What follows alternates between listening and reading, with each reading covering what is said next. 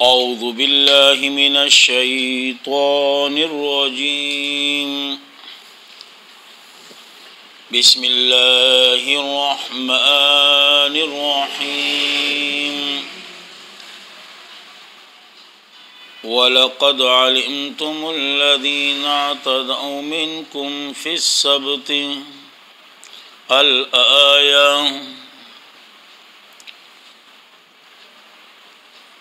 آیت کریمہ کے اندر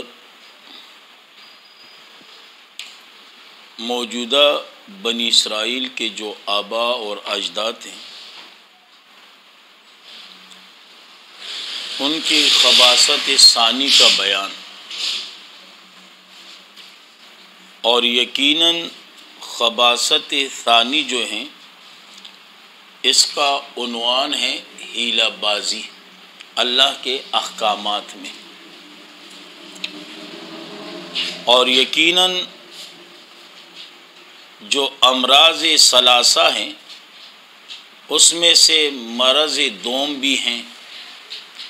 مرض اول تولی اور مرض دوم ہیلہ بازی۔ یاد رکھیں حضرت داؤد علیہ السلام کے زمانے میں یہ لوگ شکار کیا کرتے تھے مچھلیوں کا۔ اس بستی کا نام ایلا تھا، ایلا، اور یہ بستی ساحل سمندر پہ واقع تھی۔ آپ لوگوں کو معلوم ہے کہ ساحل سمندر کے لوگ مچھلیوں کے شکار کے بڑے شوقین ہوتے ہیں۔ اللہ نے ان سے کہا پیغمبر کے واسطے سے کہ ایک دن عبادت کے لیے خاص کر لو، اور ایام میں سے بہترین یوم جو ہیں وہ جمعہ ہے، لہٰذا انہوں نے بجائے جمعے کے ہفتے والے دن کو ترجیح دے دی۔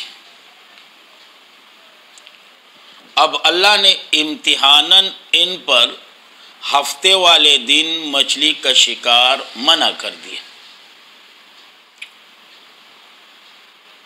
اب جب ہفتے کا دن ہوتا تو مچھلیاں بہت زیادہ ہوتی، یہ بیچارے دیکھ کے ان کے منہ میں پانی آ جاتا۔ ہفتے کا دن گزرنا، مچھلیوں کا غائب ہونا، لہذا انہوں نے اس کے اندر ہیلہ بازی شروع کر دی۔ بعض علماء فرماتے ہیں کہ ان میں سے ایک بندہ وضو کے لیے ساحل سمندر پہ گیا، اور جیسے ہی بیٹا پانی کے اندر ہاتھ ڈالا تو ہاتھ میں مچھلی آ گئی۔ دن ہفتے کا ہے۔ اب لازمی بات ہے انہوں نے ہاتھ اٹھایا، یوں مارا، مچھلی پیچھے گئی، پانی منہ پہ لگا۔ اسی طرح کرتے کرتے یہ وہ کافی سارے مچھلیاں۔ اب جب اگلا دن ہوا، ہفتے والا دن گزر گیا، تو صبح سویرے یہ بندہ گیا مچھلیاں اٹھا کے گھر لے آئے۔ باقی لوگ شکار پہ گئے، صبح سے بیٹھے رہے یہاں تک کہ رات ہو گئی، کوئی مچھلی نہیں۔ اب جب ان کے گھر کے پاس سے جا رہے ہیں تو مچھلی کی خوشبو آ رہی ہے۔ حیران بابا یہ کیا ماجرا ہے، ہم بھی تو شکار کے لیے گئے، کوئی مچھلی ہاتھ نہیں آئی۔ انہوں نے کہا جی میرے ساتھ بھی یہی معاملہ ہے، لیکن دراصل بات یہ کہ میں ہفتے والے دن ساحل سمندر پہ تھا، میں ذرا منہ ہاتھ دھو رہا تھا تو ہاتھ میں مچھلی آ گئی، میں نے تو نہیں پکڑی، خود آ گئی۔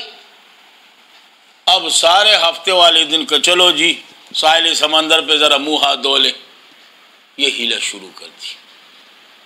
ایک قول تو یہ ہے۔ دوسرا قول یہ ہے کہ یہ جمعے والے دن ساحل سمندر پر گڑھے بنا لیتے اور چھوٹے سے نالے اس کی طرف چھوڑ دیتے تھے۔ اب اس چھوٹے سے نالے کے ذریعے پانی آ رہا ہے گڑھے کے اندر، ساتھ ساتھ مچھلیاں بھی آ رہی ہیں۔ اب جیسے مچھلی آ گئی، گڑھے کا جو منہ تو اس کو بند کر دیے، مچھلیاں اندر رہ گئی۔ ہفتے والا دن آیا گزر گیا، مچھلی اسی اتوار والے دن صبح سویرے آٹے مچھلیاں اٹھا کے گھر لے آئے. بابا یہ کہا جی مچھلی تو پانی کے اندر. ہاں جیسے کہ ہمارے پشتوں میں کہاوت ہے نا، اتا سمولیا نخپے ابو تک ہے منگ نے دی ابو تکڑی پیداستا نکون ابو تکڑی منگ خوراک والے نہیں ہو. تو یہ ہیلہ بازی شروع کر دی. تو اللہ کریم نے سزا کے طور پر ان کو بندر بنا دیا، بندر. لیکن یاد رکھیں 3 دن تک زندہ رہیں، پھر اس کے بعد اللہ نے ان کو ہلاک کر دیا. یہ جو اب موجودہ بندر ہیں نا، یہ الگ مخلوق ہیں، یہ وہ والے نہیں ہیں. یہ نہ کہ وہ والے، وہ تو 3 دن تک زندہ رہے پر اللہ نے ہلاک کر دیا. تو اس لیے اللہ کریم فرماتا ہے وَلَقَدْ عَلِمْتُمُ الَّذِينَ، البتہ تحقیق تمہیں معلوم ہیں وہ لوگ جنہوں نے زیادتی کی شریعت سے، منکم تم میں سے، فی السبت ہفتے والے دن کے اندر، ہفتے والے دن کے اندر یعنی مچھلی کے شکار کے متعلق. فَقُلْنَا پس کہا ہم نے، لہم ان کو، کونوا ہو جاؤ تم، قردۃ خاسئین بندر ذلیل، بندر ذلیل. اب دیکھیے جی بندر کے علاوہ اور بھی تو جانور تھے نا، اللہ نے وہ کیوں نہیں بنائے ان کو؟ یاد رکھیں اگر آپ بندر کی طرف غور سے دیکھیں نا تو ظاہری شکل و صورت انسانوں کا ہے، لیکن حقیقت اگر دیکھا جائے تو جانور ہیں.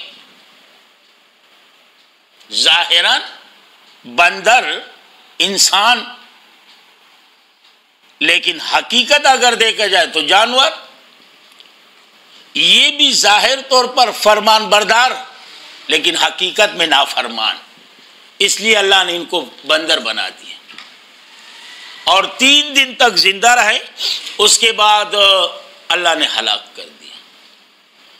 اور یاد رکھیں یہ مسح جو ہے نا یہ 3 قسم پر ہے، میم سین ہا مسح. ایک ہوتا ہے مسح حقیقی، یعنی اس چیز کی حقیقت ہی بدل جائے، گوشت سے بدتر بن جائے، اسے کہتے ہیں مسح حقیقی. اور ایک ہوتا ہے مسح سوری، سواد کے ساتھ،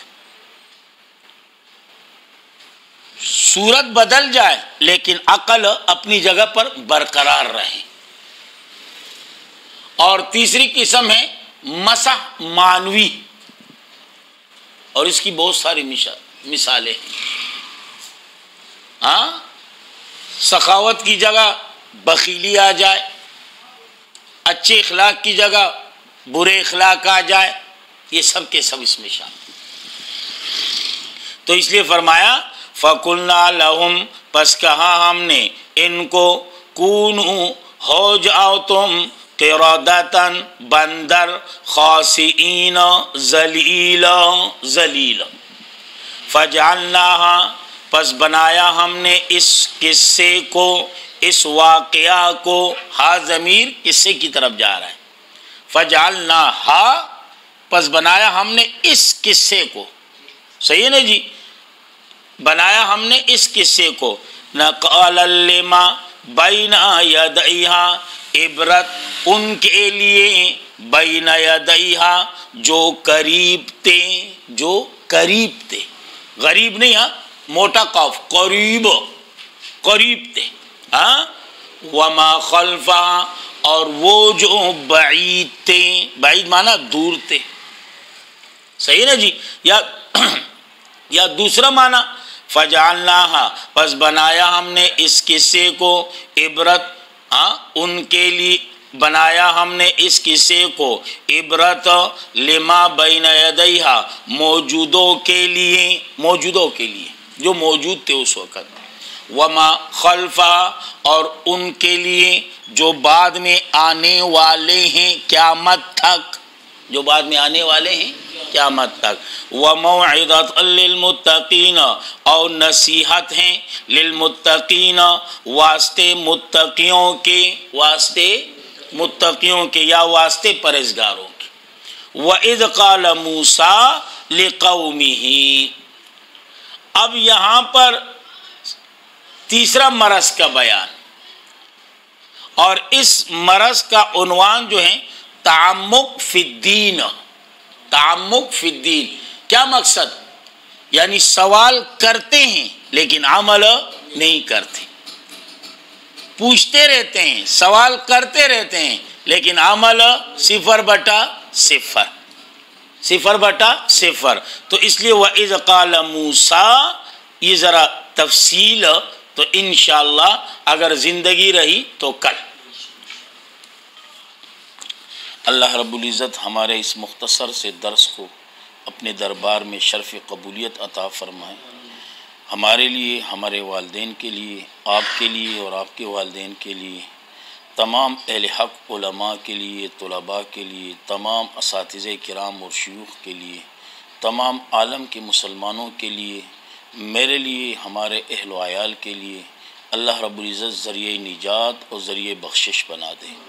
جس قدر مسلمان دنیا سے رخصت ہو چکے ہیں اللہ کریم سب کی مغفرت فرما دیں، جس قدر بیمار ہیں اللہ کریم سب کو شفاء کاملہ، صحت کاملہ نصیب فرما دیں، جو پریشان حال ہیں اللہ ان کی پریشانیوں کو دور فرما دیں، جن کے ہاں اولاد نہیں اللہ ان کی جولیوں کو اولاد کی نعمت سے بھر دیں، جو صاحب اولاد ہیں اللہ ان کی اولاد کو ہماری اولاد سمیت اپنے دین میں قبول و منظور فرمائیں، اپنے دین کا سچا سپاہی بنائیں اور اپنے پیغمبر کا سچا عاشق بنائیں اور صحیح مسلمان بنائیں اور ماں باپ کے لیے صدقہ جاریہ بنائیں۔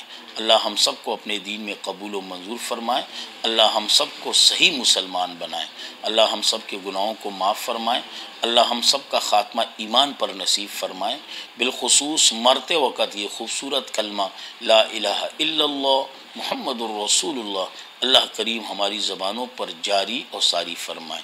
وآخر دعوانا